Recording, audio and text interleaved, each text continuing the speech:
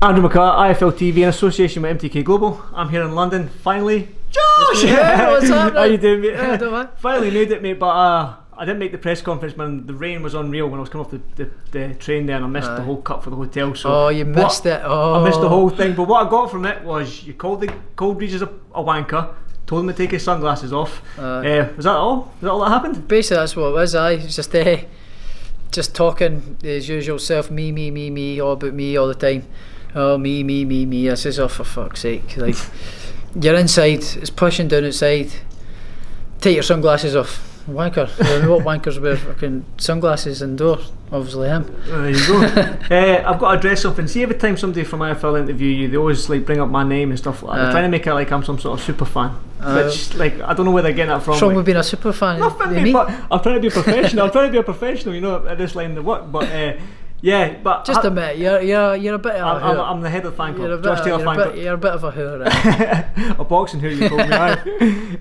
Like I said, I've not I haven't spoken to you in a couple of weeks, mate. But like, I know what it's like for you during fight week and stuff like that, making weight and stuff. But how are you actually feeling, being that the magnitude of this fight, pay-per-view, fight something like Regis, all the hardware online? I'm relaxed, honestly. I really am enjoying it. I usually get a wee bit nervous for like press conferences, just in case I say something daft. But there, I wasn't really bothered. I'm relaxed and enjoying the whole experience. You know, it's I'm only 15 fights in, world champion, and I'm in a unified world championship belt against another guy that's from America, who's got a big name, big hype around him, and the fight's massive. You know, most fighters dream to be in the position that I'm in right now. So I'm just privileged to be here, obviously, but I'm just real relaxed and enjoying the moment and soaking it in, and it feels kind of normal. It's just another fight, another day at the office, so I'm just enjoying it. I said that, like, see, when you beat Branchett for the IBF title, like, I thought when you won the world title I'd be like over the moon, jumping like crazy, like I was so happy, but it's almost as if I knew it was inevitable. You know, I always knew that you'd be world champion from the days you were writing on that notepad, from you constantly saying I'm going to be world champion, I'm going to be champion, so it was like it was inevitable. But now that you've became world champion, there's the unified world champion, so does that bring more nerves to it? Is that harder from winning a world title? Like, I've set out to achieve my goal. I've achieved my goal, becoming world champion. So everything now, what happens from now on in, is a bonus.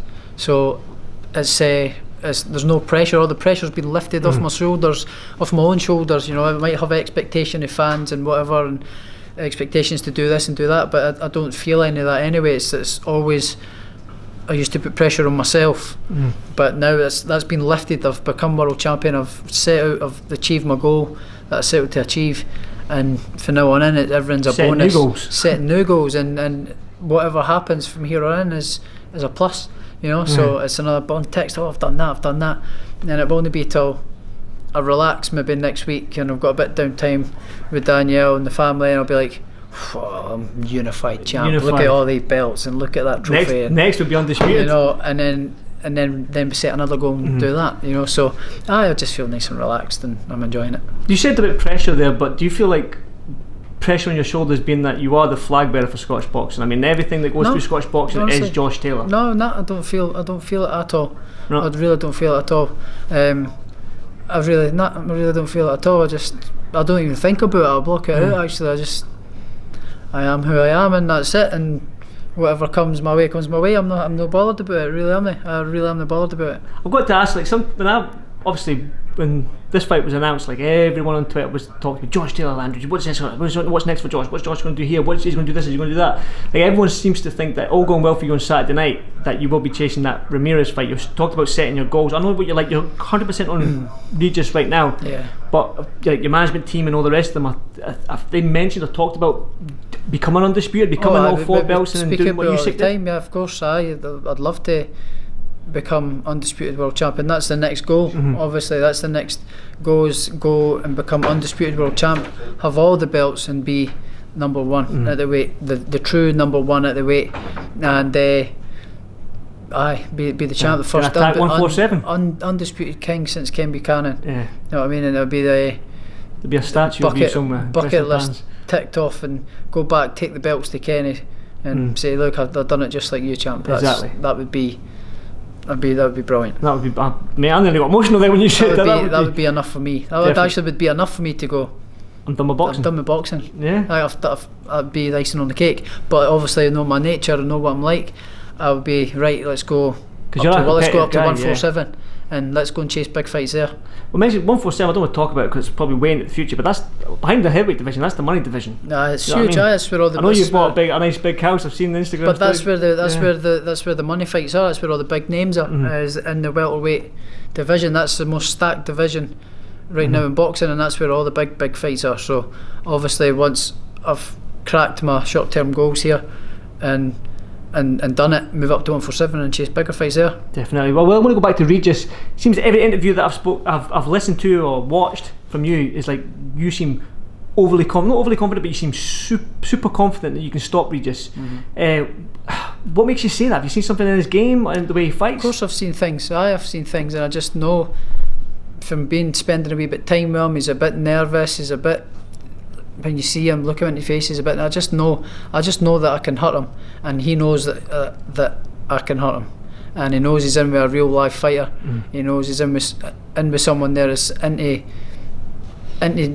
take him out, and there to take him out and take his belts off him, and really live fighter. I'm there. I'm just as hungry as him. I want to be successful. I want to be more successful. I want to be the best I can be, and he's in there as somebody who's a real fighter, live fighter, and he's never had it. He's never faced it. He's never been in with anybody. So I just know that I can hurt him, and I know that when I do catch him and hurt him, he's gone. Just for quickly, talk to me about fighting at the O2. I mean, a packed O2 arena, London, pay-per-view. I mean, just talk to me about that whole situation. I mean, it's massive. Every fight is just huge, isn't it? It's brilliant. It's huge, but right now I'm just. You seem relaxed. I've got to say, no. Honestly, I'm not. I've not really even like, wow, I'm involved in this big massive event. I'm just another day at the office. I really am nice and relaxed about it. It's just another fight on Saturday, and it's just in London. That's really how my mentality is right now.